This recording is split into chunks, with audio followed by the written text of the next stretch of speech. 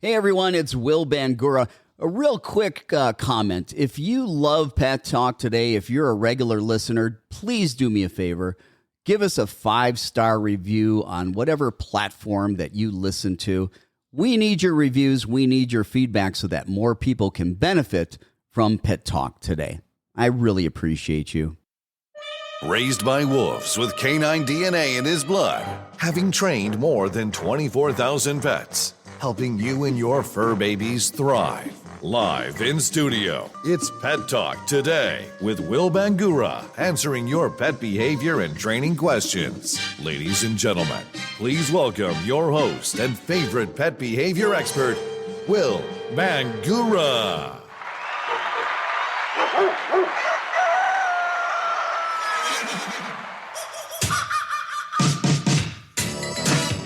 Good Saturday morning, pet lovers. I'm Will Bangura, and you are watching another episode or listening to the podcast of Pet Talk Today. I'm here each and every Saturday morning at 11 o'clock Eastern Standard Time on Facebook Live. And if you miss that, you can always go to the Pet Talk Today audio podcast. Hey, if you love Pet Talk Today, if you're a listener of our podcast, please give us a 5-star review wherever you're listening from, whether that be Apple Podcasts, whether it be Stitcher, Spotify.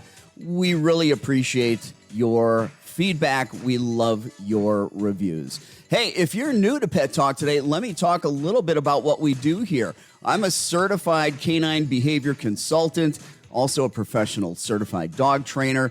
I work with some of the most difficult dog behaviors, such as severe separation anxiety, fears, phobias, aggression, reactivity, dogs that are impossible to potty train, dogs that have obsessive compulsive behaviors, and the list goes on.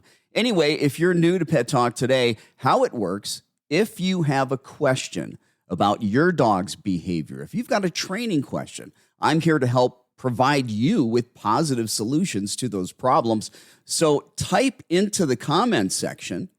Yeah, right in the comment section, you can go ahead and type in your question.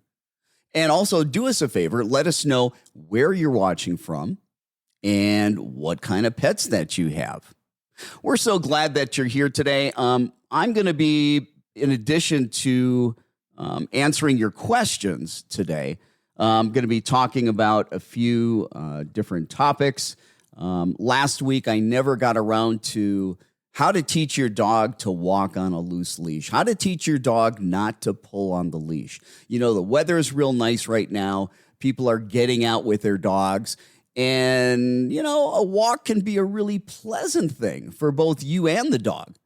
But it can also be a nightmare if that dog is just trying to pull your arm out of its socket and your dog is going after other dogs or going after people or just pulling you, dragging you down the road. Well, we're going to talk about how do you stop that? How do you teach a dog to walk on a loose leash? So we'll be talking about that as well.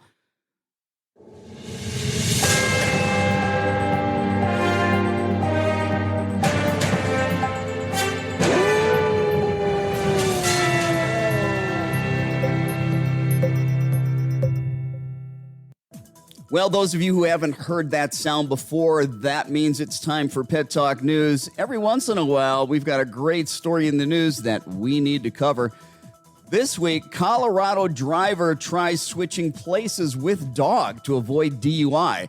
A DUI suspect in Colorado tried unsuccessfully to pin the rap on his dog, according to police in eastern Colorado. Cops in Springfield, Colorado, wrote on Facebook that the attempted switcheroo happened around 11:30 p.m. last Saturday when officers pulled over a vehicle driving 52 miles per hour in a 30 miles per hour zone. The driver attempted to switch places with his dog, who was in the passenger seat. As the officer approached and watched the entire process, the male party then exited the passenger side of the vehicle and claimed he was not driving. When police asked the suspect if he had been consuming alcohol, he ran away, abandoning both vehicle and pooch. Well, he was caught about 60 feet from where the incident began. Charges against the unidentified driver, who allegedly had outstanding warrants, including suspicion of DUI and resisting arrest. And if you're wondering, well, the dog was given to an acquaintance of the driver. Yep. To take care of the dog while the party was in jail. And police said that the dog does not face any charges and was let go with just a warning. Anyway, that's Pet Talk News for today. Crazy things happen. If you've got a crazy story about your dog, or you've got a crazy story about somebody else's dog, hey, do me a favor. Email that story to me. You can send that to info@pettalktoday.com. Also, if you've got ideas for different topics, you can send those to info@pettalktoday.com. All right. I had mentioned we were going to be talking about loose leash walking here in just a little bit. And we're going to be taking your questions as well. Do me a favor, hit that like button, hit that share button so that more people can benefit from what we do here at Pet Talk Today. Hit that share button so more people can go ahead and see that. Appreciate that as well. Well, we need to take a quick break. We need to talk about our sponsor, Calm Dogs. Do you have a dog that is stressed? Do you have a dog with separation anxiety or fears and phobias? And have you tried all kinds of natural alternatives to try to help them with their anxiety, with their fears, maybe their aggression? Maybe they got problems with fireworks, storms. There's a lot of things on the market, but there's nothing like Calm Dogs Maximum Strength Veterinary Formula. Visit their website at calmdogs.com, made by Pet Scientifics, science that you can trust. The nice thing about Calm Dogs, it comes with a 100% money-back guarantee. Use it for 6 weeks. If you don't see an improvement in your dog, they will refund your money. So you've got everything to gain, nothing to lose. Visit calmdogs.com. It's the world's best calming aid without a prescription. All right, we're back. I want to talk about loose leash walking. And again, I know you have questions. Do me a favor, type your questions in the comments section.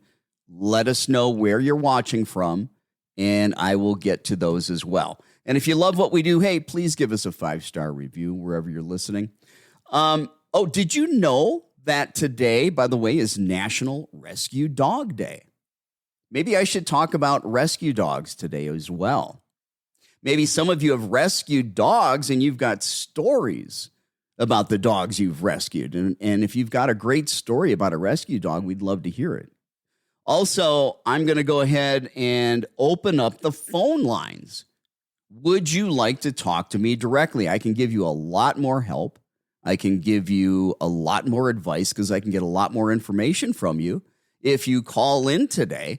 That number to call, if you'd like some help on the caller line, the call-in line number is 414-400-3647. That's 414-400-3647. Write that down, 414-400-3647.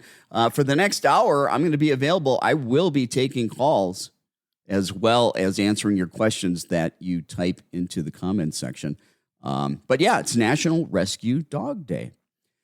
I love the fact that we rescue dogs. We've got way too many dogs. There's more dogs than we know what to do with. Unfortunately, I live in Arizona, Maricopa County. That's the largest county that encompasses all of Phoenix and more than just Phoenix.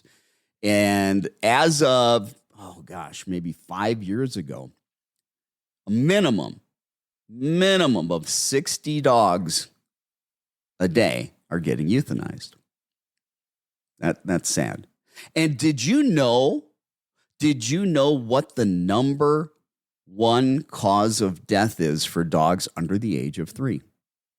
Think about it. Nope, not getting run over by a car. What's the number one cause of death for dogs under the age of 3? Nope, not cancer.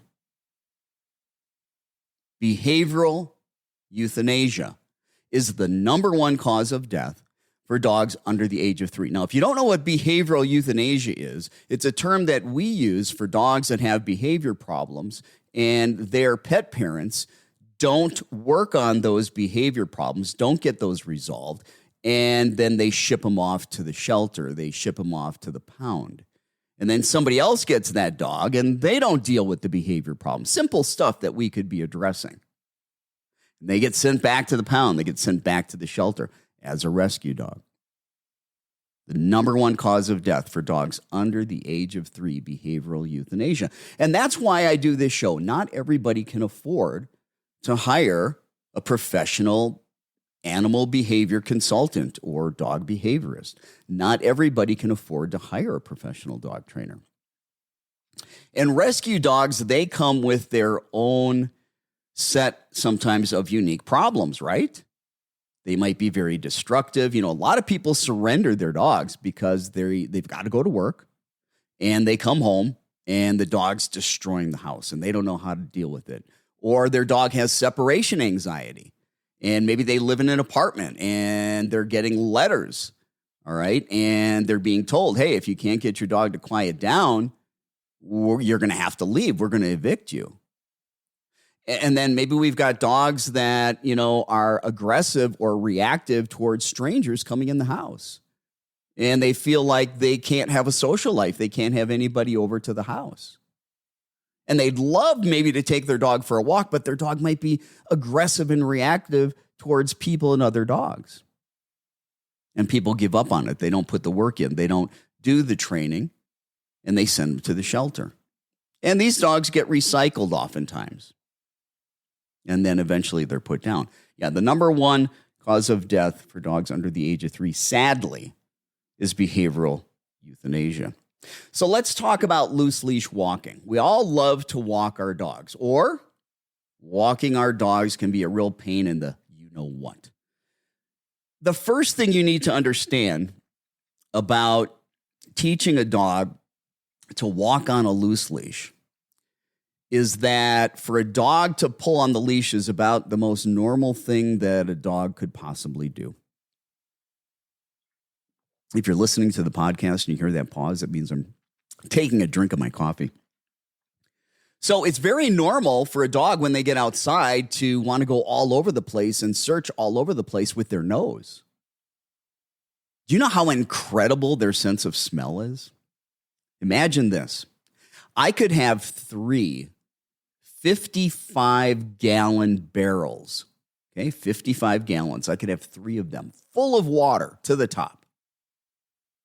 I could have an eyedropper of blood. I could take that eyedropper. I could drop 1 drop of blood, just 1 drop, in only 1 of the 55-gallon drums of water. So I've got 3 55-gallon drums of water. They're all 3 of them are full of water. One of them, I put 1 drop of blood. Now, I've got a dog that's a cadaver dog, and it uses its nose to find people that might be trapped or dead. And part of what they alert on is blood, okay? Now, the dog doesn't know about these 3 barrels of water. The dog doesn't know about a drop of blood that's in there. 6 months goes by. Still, we've got these 3 55-gallon barrels of water. One has a drop of blood. They've been sitting there for 6 months. You take that dog that has been trained to alert on the scent of blood, and you tell him to find it. You bring him in the room where those 3 55-gallon drums full of water are. That dog immediately is going to go to the correct drum that had 1 drop of blood put in it 6 months ago. I say that story sometimes so that people understand how incredible their sense of smell is. So when they get outside of the house, they want to go everywhere. They want to follow their nose all over the place, okay? It's like their primary sense is their nose, not their ears, not their eyes. We get outside, all of a sudden we see something. Oh, I want to go shopping at that store. You see it, and then all of a sudden you go run over there. Or you hear something and, oh, let's go talk to Mary or John. They're saying hello. We are stimulated by what we see. We're stimulated by what we hear, and that may drive our activity. For a dog, their primary, the thing that they're stimulated by the most and drives their activity is their nose. Okay? It's as if when they go outside, there's 100 people screaming for your attention, waving for your attention. But in this case, it's a scent rather than something visual or auditory. So the first thing to know, it's a normal behavior. Don't consider your dog to be a bad dog because he's pulling on the leash. Your dog is being a dog. Don't consider your dog to be bad because it wants to get out the door before you. Your dog is not being dominant. That is not a dominant behavior, despite what you might read on the internet, despite what you might hear on television shows from people that have no certifications but are very charismatic. I love Caesar. But most of everything he says does not stand up to evidence-based, science-based training. Anyway, don't want to get on that tangent. But we have to, when we're looking at teaching a dog to walk on a loose leash, to understand that it's a normal behavior. It's not a dog being dominant, okay? They don't come into our world, the human world, with a book, a manual that says, hey, this is how you need to behave, and these are behaviors that are unacceptable. It'd be nice if they did, but we forget that. We get dogs, they come into our house, they do normal dog things. They jump, they get up on the furniture, they tear things up, they knock things over, they get up on the couch, and they may pee and poop in the house. All normal behaviors for a dog that has not been trained to do anything. It's your job when you get a dog, whether it's a rescue dog, because today is National Rescue Dog Day, or whether it be a dog that you get from a breeder. It's your job from day one to teach them the behaviors you want them to do. And when they do behaviors you don't want, don't punish them. How fair is that? Did you teach them the correct things to do? Did you take enough time and repetition to teach them what to do? Or are you just punishing a dog for being a dog? And that usually doesn't work because they have drives that they need to deal with. And if you don't give them an alternative behavior, hey, that energy's got to go somewhere. So we need to be teaching our dog alternative behaviors. So the behavior that dogs typically want to do, as soon as that door opens up, boom, they want to get outside that door and they want to pull. Why? Because there's all kinds of smells that are screaming at them. Check me out, check me out, check me out. Now, when you're teaching your dog to walk on a loose leash, I want you to forget about walking. Forget about the walk. We'll get to the walk. But if you can't get your dog to follow you, to pay attention, to walk at your pace, to stay in the position that's right next to you, you're not going for a walk. And if you can't get that for 1 or 2 steps, you certainly aren't going to get that walking down the road, walking around the block, going a mile, going 2 miles, going 3 miles. It's not going to happen. So the first thing you need to understand is when we start teaching a dog to walk on a loose leash, we're not going for a walk. Now, the way that I like to do it is I like to go with the dog outside on a sidewalk when it's relatively quiet, when there aren't a lot of distractions. Now listen, if your dog gets distracted easily, don't try to train this to begin with where there are distractions. You're setting your dog up for failure. You're setting yourself up for failure. Go where it's quiet. And if you can't find a place outside that's quiet, you can do this in a hallway in your house to begin with. But we're going to start on a sidewalk. Now, I'm going to ask the dog to sit, and I'm going to position myself next to the dog where the dog is on my left side. I never, when I'm walking, unless I give my dog permission to be free and do what it wants to do, I never, when I'm walking, want my dog's eyes in front of my leg. If my dog's eyes are in front of my leg, my dog is leading the walk because those eyes are the thing that's furthest forward. All right? And if my dog's eyes are in front of my legs, if I were to make a turn, my dog loses that visual cue that I'm turning. And visual cues are an important part of training. Okay? So when I sit the dog down on the sidewalk, I position myself next to the dog. I want the dog on my left side. I try to position it so that the dog's eyes are already in front of my leg, just a little bit. Now, when I start walking, I do not step forward. Nope, I do not step forward. Dog sitting next to me, its eyes are a little bit in front of my leg. I'm going to make a 180-degree turn, a complete sharp U-turn. Not into the dog, but away from the dog. As I make that U-turn away from the dog, I'm going to start walking the opposite direction. As I start making that turn away from the dog, 180 degrees, making that U-turn and start walking away from the dog, I've got my head back.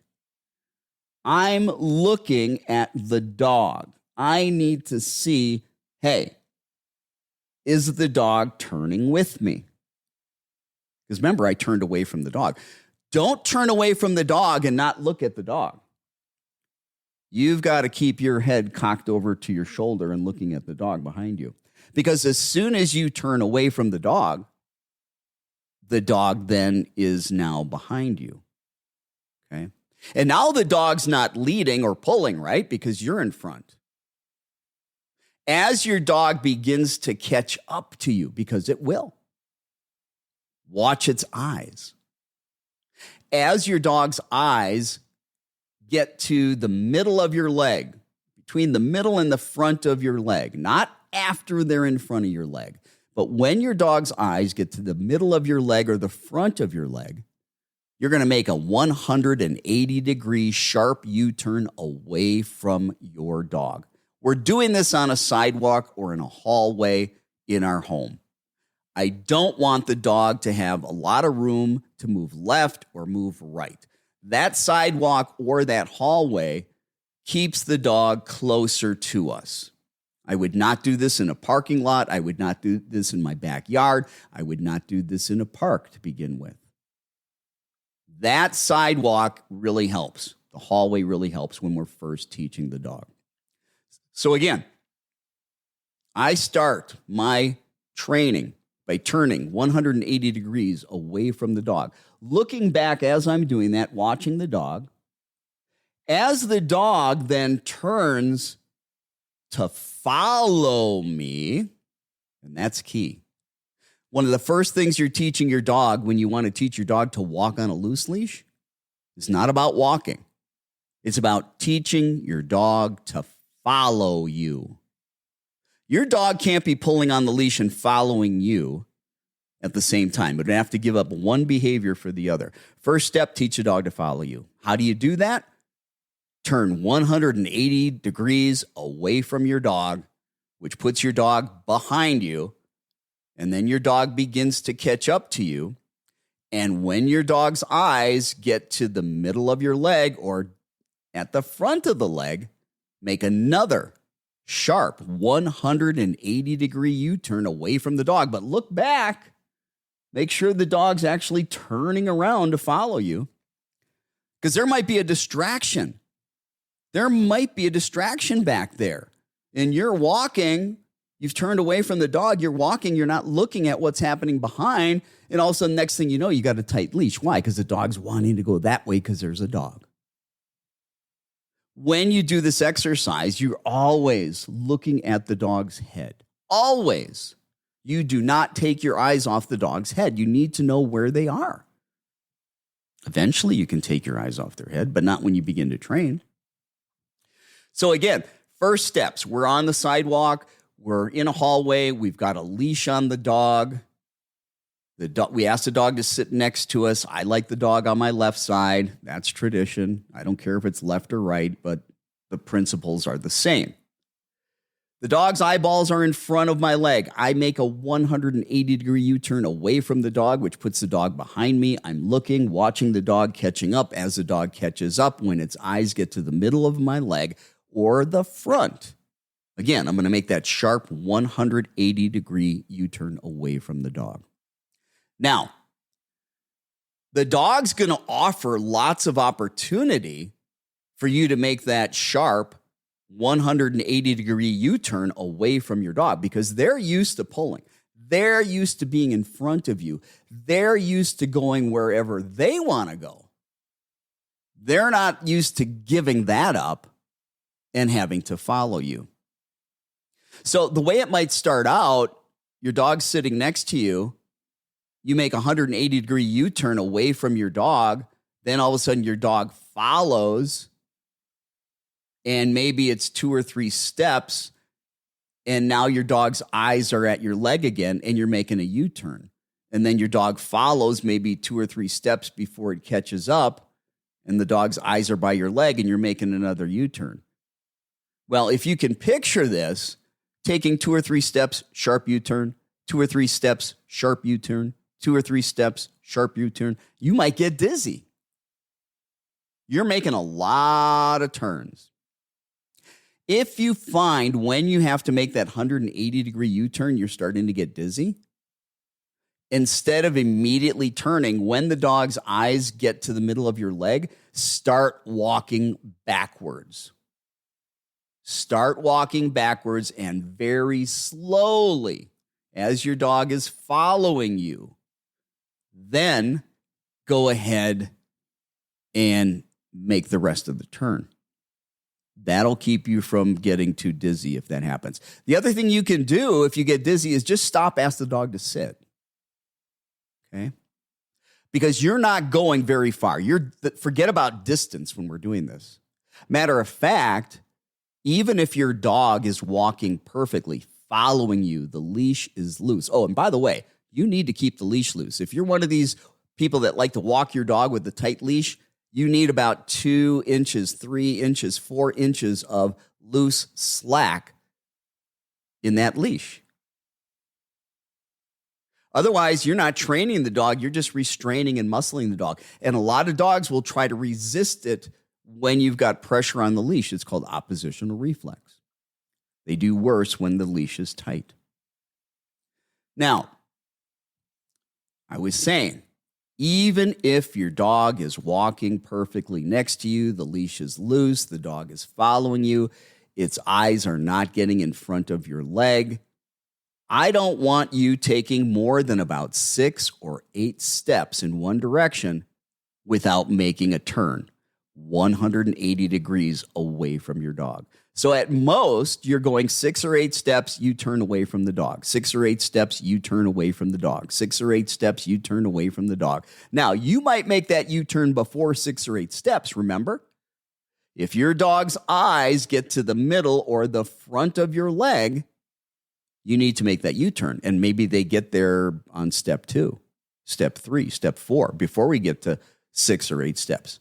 Well, don't wait because you're counting 6 or 8 steps. If your dog's getting in front of you, turn before that happens. Okay, so that's teaching the dog to follow you. We're also teaching position. We're not allowing the dog to be able to get in front of us. We're making sure that the dog's eyes are not in front of us. Every time we do that, we turn before the eyes are in front of us, puts the dog behind us. They've got to catch back up. And again, we turn again before their eyes are in front of us. So we're teaching them to follow. We're making a lot of turns in relatively quick succession. They don't have a lot of time to look around, to sniff, check this out, check that out. They're like, oh, where's mom going? Oh, where's dad going? Oh, we're turning again. Oh, where are we going this time? Oh, where are we going?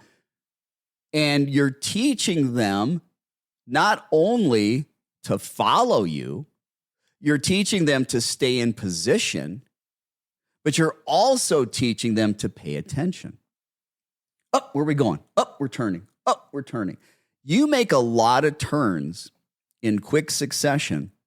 Your dog does not have much time at all to deal with the distractions that are out in the real world. You have to make sure that when you're doing this, you're also rewarding your dog. Your dog's got to be motivated, right, to want to do this. And just saying, oh, good boy, good girl, that's not enough. Because that dog distraction down the road, that person distraction down the road has much more value than you petting the dog and saying, good boy, good girl. You need to find an extremely high value food reward, something your dog loves. I don't care if it's cooked chicken, cooked beef, the highest value, because that's currency. That's the paycheck for the dog to learn. You don't have to use food forever, and we're not bribing dogs with food. We can wean off the food. But when we first start teaching, we need a motivator. And there's usually nothing more motivating, nothing better in terms of positive reinforcement typically than a very high value food item for a dog. Now, some of you are saying, my dog really doesn't like treats. You haven't found the right stuff. Have you tried a little piece of bacon? Have you tried a little piece of chicken? Have you tried a little piece of beef? Have you tried a little Braunschweiger liver sausage? There's all kinds of things. Trust me. You've got to find out what their quote unquote chocolate is. All right. All right. So let's talk about now rewarding the dog, motivating the dog, how and when we're going to do that. Those of you that are regular listeners, you know that I'm talking about using markers in training, that you need a marker system when you train. A marker is just something that signals to the dog two things. One, that behavior at that moment in that location I like, and that behavior is going to get a reward. And sometimes people use an auditory marker like the word yes, and sometimes people use clickers. A clicker is a marker as well. I like using clickers because they sound the same. I could hand a clicker to another person. They could work my dog. The click is the same, but their voice isn't the same as mine. Now, before I can use a marker in a marker system, I've got to understand what that is, and I've got to condition the marker. That word yes or that clicker means absolutely nothing to the dog. Doesn't mean anything to the dog until it's been paired and associated over and over and over with food. And that's easy to do. You get like 30 very tiny little pieces of like cooked chicken or beef. And these little tiny pieces I'm talking about are about the size of a pea. You got about 30 of them. And you sit down with your dog. You don't do anything. Wherever you are, it's a quiet area. Nothing's going on around the dog. You're not saying anything. You're not doing anything. This is your job. You've got 30 little pieces of chicken. You go click, give the piece of chicken to the dog. Don't say a word. When the dog finishes, click, give another piece of chicken to the dog. Don't say a word. Very robotic. Click, treat, click, treat, click, treat, click, treat, click, treat. 30 times in a row. Do that for about 3 or 4 days. Dogs are definitely conditioned that click equals treat. They understand click is treat after about 3 or 4 days. If you want to test it, and you should, one day, not the same time of day you normally are practicing this exercise, but one day when your dog's around, not sleeping, but not looking at you either, click that clicker. Does the dog come running to you looking for that high-value food reward? If it does, you know that the dog understands click means treat. Now, we use a clicker so our timing can be perfect. It's okay if we're a little bit late with the food reward if we have a clicker that tells the dog, or we have a marker that tells the dog that behavior is getting a food reward. It buys us a little time because if we don't use a marker system, we've got to get that food reward in the dog's mouth between 0.5 seconds, and that is almost impossible to do. Let me give you an example. When we're working on this loose leash walking, and as the dog's eyes get to the middle of my leg, before they get in front of my leg, what am I going to do? I'm going to make that U-turn away from the dog 180 degrees. I'm looking back at the dog, making sure the dog follows. As the dog turns to now follow and walk with me, I'm going to click and reward the fact that the dog made the turn and is following me. As the dog gets up to my side is when I'm going to feed. See, that clicker buys me a little time. It's a bridge to the food. That clicker means I'm getting food. The dog understands that if we condition it. So again, what's that process?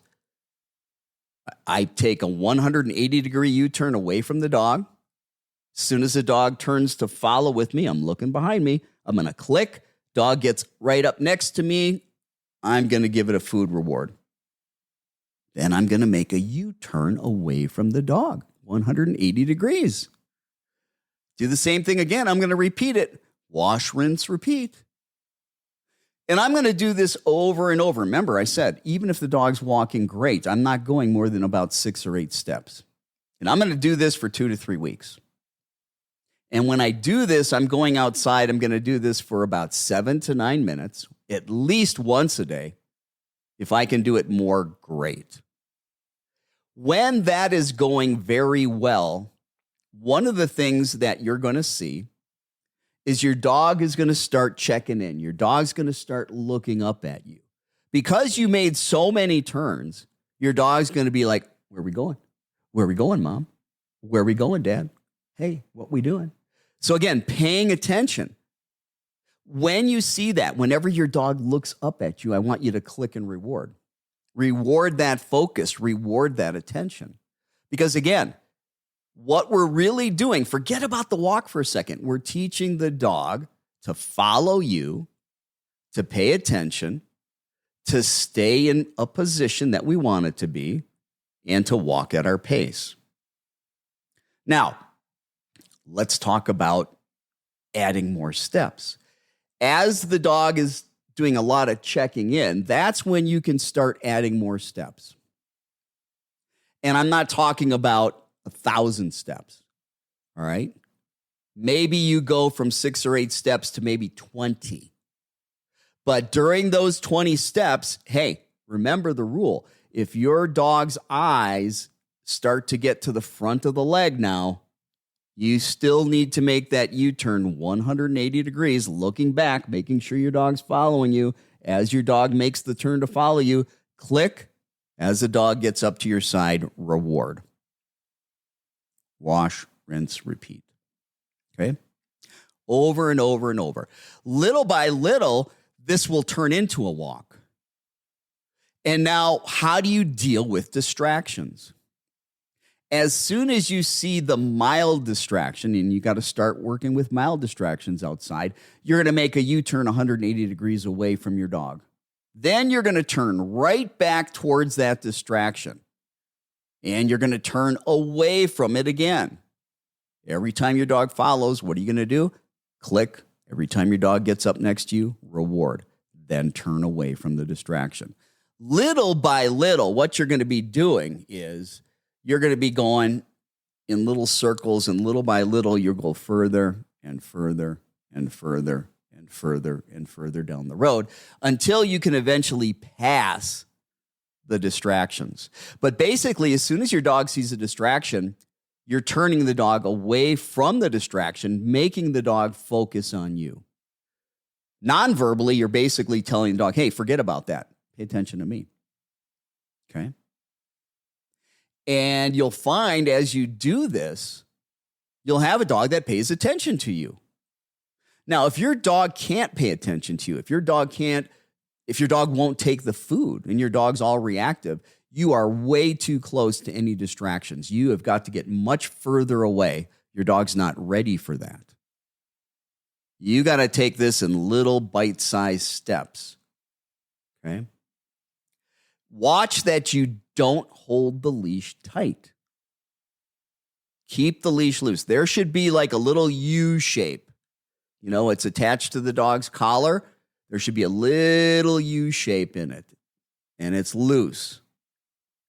Now, don't have that U shape so low that the dog keeps putting its paw over the leash, and then you got to keep adjusting the leash. But keep it loose. And when you turn away from your dog, most people turn away and they start pulling the leash in that direction. And immediately there's a tight leash on the dog. No. As you make that turn, remember I said I want you to look back at the dog because I need you to see, does the dog turn to follow you? And if it does, you got to click and then reward when the dog gets to you. But as you turn away from the dog, bring your hands and the leash towards the dog so that it's loose. Keep walking away from the dog, but bring the leash towards the dog. Because if you have a tight leash, you're going to have problems. The leash is there to restrain the dog. Basically, it's a safety net. It's like wearing a seatbelt. You hope you never have to use it. The leash doesn't train. The leash is there to restrain. Now, the last thing, I talked about pace. We need to teach the dog that it needs to walk at your pace or whoever's walking the dog's pace, not that we adjust our pace for the dog. So you're going to start this process just with a normal pace, okay? Your normal walking pace. Then you're going to start doing it as a jog. Very distinct, faster pace. The rules are the same, okay? Then you're going to do the exact same thing with shuffle steps like an old person. Little tiny shuffles. Inch here, inch there, inch here, inch there. Very, very slowly. The rules remain the same. The dog's eyes before it gets to the front of your knee, make that U-turn 180 degrees. Dog follows, click, dog gets up to you, reward. Now, we have not said anything to the dog. Everything that we have done has been taught by visual cue and the food reward and the marker. First, we're going to get the dog doing the behavior. I know that might sound counterintuitive to you. You all want to give your dogs commands, and then you're surprised when they don't do it. Because they don't know it. They've not been conditioned. Okay? You're like, heel, heel, heel, and they're all over the place. One of the reasons I don't like to start throwing cues or commands on these exercises or behaviors until they know it first is because they're making mistakes. I don't want that cue or command to be associated with a mistake or with doing it wrong, okay? So once they begin to understand it, once they're doing it well, my cue, my command to start moving is, let's go. I don't use heel. I just say, let's go. Every time I take a turn, I say, let's go. Every time I start walking, let's go. Every time I speed up, let's go. But every time I slow down, I say, slow. Then when I want to go back to my normal pace, let's go.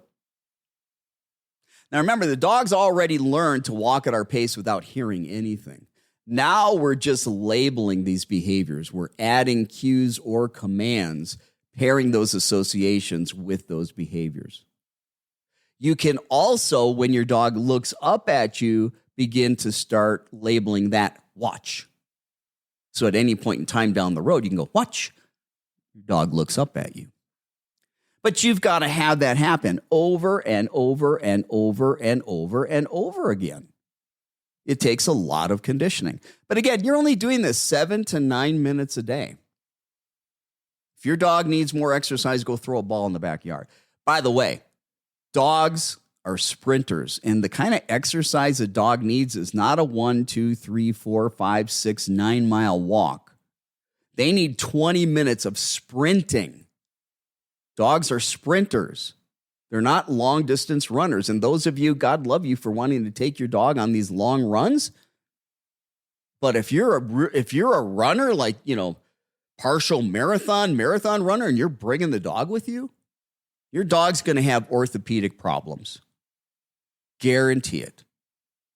They are not built to run and run and run long distance. Oh, can they do it? Will they tolerate it? Will they put up with it? Of course. Of course, unless they're exhausted. But the damage that's being done over and over and over on their hips, on their joints, that becomes problematic. Absolutely. Well, let's take a break, talk about our sponsor, Calm Dogs. Do you have a dog that has anxiety, fears, phobias? Maybe your dog's afraid of people. Maybe your dog has aggression. Maybe it's separation anxiety. Maybe you just got an overall nervous dog. Check out Calm Dogs at calmdogs.com. It's the #1 natural calming aid for dogs with anxiety. It's made with all natural ingredients. There's 21 ingredients. Matter of fact, there's 80% more active calming ingredients in Calm Dogs than any other calming aid on the market. It's also 5 times stronger than anything on the market. The best thing, how often do you see this? A 100% money back guarantee. You're not going to see that much with other supplements that's out there because they don't really work. This one works. Try it for 6 weeks. If it doesn't help your dog, if you don't see a reduction in your dog's anxiety, call us. You get your money back. But check out Calm Dogs. Again, go to calmdogs.com to help your dog who has problems with anxiety, or let somebody else know about it if they've got a dog with a problem. All right, we're back. Let's take a look and see what we've got going on in terms of questions here. Linda, all but one of my dogs have been rescued. You got 7. Bless you. Bless your heart for rescuing them. Then we've got Linda. Well, same Linda. You're from Portage, Michigan. She says she loves the show. Well, thank you so much. Linda, do you ever listen to my audio podcast? Because a lot of times I've got audio podcasts that aren't on the show. If you go to like Apple Podcasts, you can go listen to that. And if you love the show, hey, please give us a 5-star review on Apple Podcasts. Mary Jane, she's asking her friend Paula to watch this. All right, so Linda's got a question. How do you feel about prong collars? I have one. Someone told me I needed smaller prongs to make them more effective. Where do we get these clickers? You can get a clicker on Amazon. You can go to any of the pet stores and ask them for a clicker. If you don't know about clicker training or marker training, go to the Pet Talk Today audio podcast. Look for episode 80. Episode 80 of the Pet Talk Today podcast, the audio podcast. That's all about marker training. It will teach you everything you need to know about clicker training, marker training. Yeah, check that out. All right, let's talk about prong collars. I have used prong collars. I have used choke collars. I have used electronic collars. I've used about everything. I've been doing this for 36 years. I do not use prong collars anymore. I do not use electronic collars anymore. I do not use choke collars. I do not use aversives. I do not use anything that causes discomfort to the dog. Why? It's unnecessary. Now, I could train dogs faster with aversives. However, it took away from the bond and the relationship that you have with your dog, number one. Number two, it's not quite being fair to the dog because we need to be teaching them first what it is we want them to do. Again, dogs oftentimes are just being dogs, and we're punishing them for being dogs. That's not fair. We need to teach them what to do.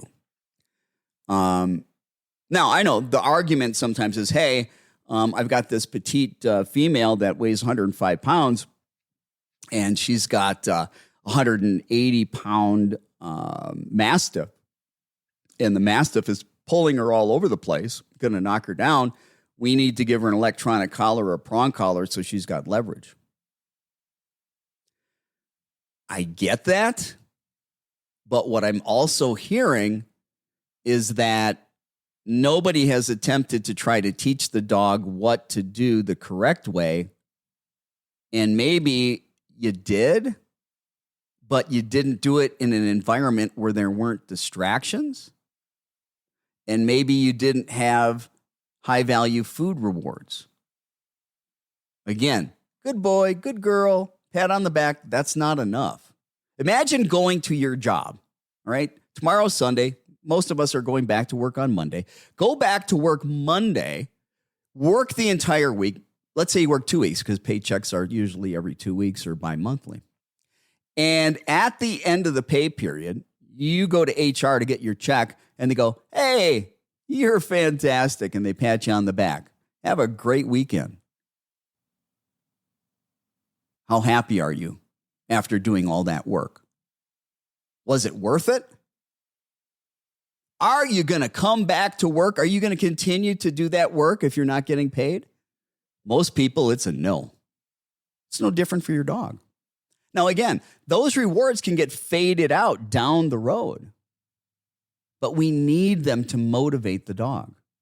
If you can't control your dog and you need a prong collar, you're probably training in an environment where there's way too many distractions. You probably have started to go for a walk, which the dog, almost every dog's going to be ahead of you in the beginning. Remember? Their nose. It's like a million things screaming at them. Check me out, check me out, check me out. It's like if you walked out the door, Linda, and there were 1,000 people saying, Linda, Linda, you're going to come running towards them. Well, all those smells are screaming at your dog. And then you start following. Remember, when I start teaching a dog to walk on a loose leash, I don't move forward. I turn away from the dog. So the dog has to immediately follow me and the dog's immediately behind me. And if it's too distracting outside, I'm going to do it inside. I'll do it in the hallway.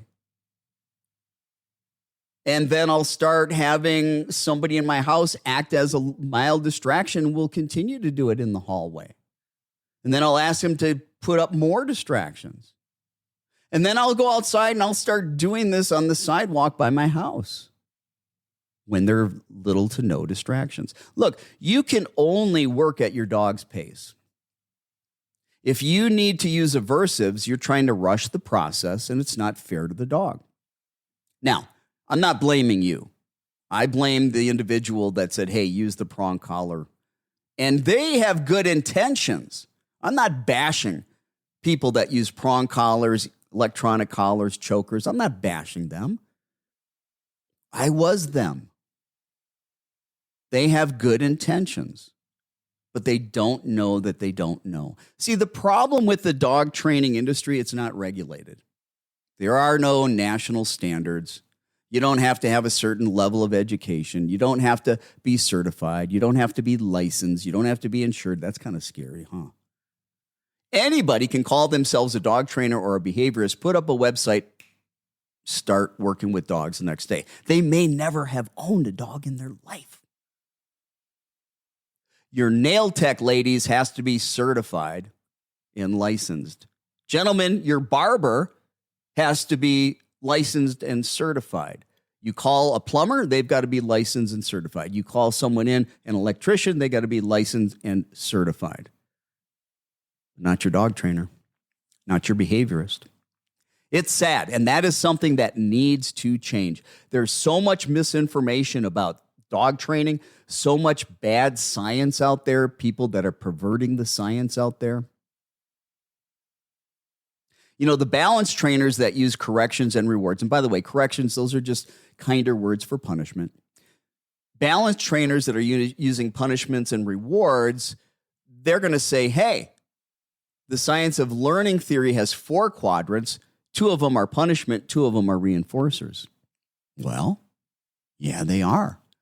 And they argue that those of us that use positive reinforcement and say that we use science-based training, that we're saying that what we're doing is science-based, but what the balance trainers is not. And they're saying, hey, it is science-based because there's the science of learning theory and there's 4 quadrants. 2 are punishers and 2 are reinforcers.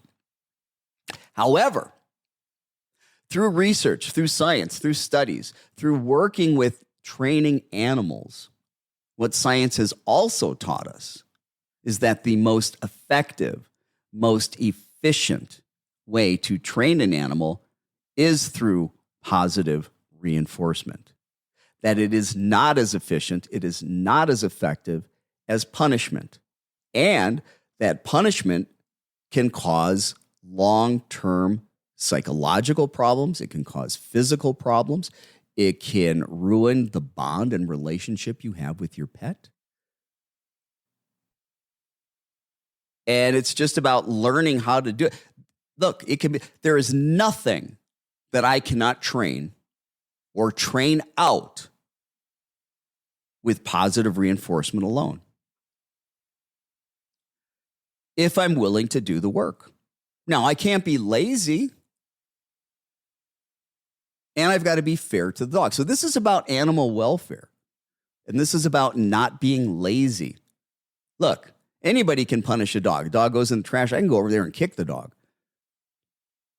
Might not go in the trash again. That was fast. But the dog may never come near me in the kitchen again because the dog might be scared to death that I'm going to kick it. There's problems with punishment. I don't advocate punishment. All right, let's see if we've got any more questions. So now you know how I feel about the prong collar. And I've used them. And I think my dog has ADD. Is that possible? I adopted her about a year and a half, American Bully.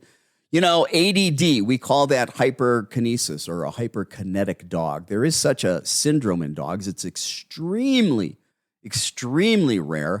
They are bouncing off the walls all the time. I mean, they are. And, you know, the thing about it is hyperkinesis or a hyperkinetic dog is very difficult to distinguish from a dog that has a lot of anxiety. Now, my wife works in psychiatry, and her and I oftentimes have discussions that it's easy to misdiagnose somebody as ADD or ADHD when it's really anxiety. And the same thing happens a lot with dogs. Your dog, Linda, probably has a lot of anxiety. Okay. Probably a lot of anxiety. Again, very, very rare to have a dog that is hyperkinetic. And the only way that we can really diagnose it is we bring the dog into the vet's office. They're given a stimulant. Yep, just like stimulants are given for ADHD. And if that stimulant relaxes and calms the dog down, well, yep, then that's a true case of a dog that has hyperkinesis, is hyperkinetic. It's the same thing with people with ADD, ADHD. Stimulants don't wind them up. True ADHD, true ADD, a stimulant will relax them, calm them down. So it's really easy to determine who's faking and who's not faking. You know, because these kids are always coming in, I've got ADHD. They just want stimulants so that, you know, they don't have to sleep. All right, let's take a look, see if we have any more questions, because we are just about, almost, not quite, but just about out of time. Oh, let me make an announcement. Next Saturday, May 27th, there will not be Pet Talk Today. That is the weekend, I believe, of Memorial Day weekend. I am going to be taking that off. I hope you have a good Memorial Day weekend as well. But we'll be back the following Saturday, just like any other Saturday, at 11 o'clock Eastern Standard Time. We're here all hour, taking your questions, answering your questions, providing you with positive solutions. Please share this with your friends. Hit that like button, hit that share button. If you had a question and I was not able to get to it, please keep coming back to the show. I'll get to your questions. And those of you that are sending emails telling me how you are practicing and using the advice that I'm giving you and the great success you're having, please keep sending me those success stories. I love to hear it. I got one. I don't know if I talked about it last week, but I got one, a lady who listened to the podcast on potty training, had 2 very difficult dogs to potty train, and now they're potty trained. So that was fantastic. And if you've got a dog with a potty training issue, check out season 1, episode 16. I think that's probably the number 1 podcast, maybe 81, which is about counter conditioning and desensitization. That might be the one that we have the most traction on. Well, that music means we are out of time. It's been a great show. Thank you for tuning in. Thank you for sharing this. Thank you for hitting that like button. Hey, if you love Calm Dog, if you love Pet Talk today, please give us a 5-star review. Have a great weekend. I will see you in 2 weeks. Have a good Memorial Day.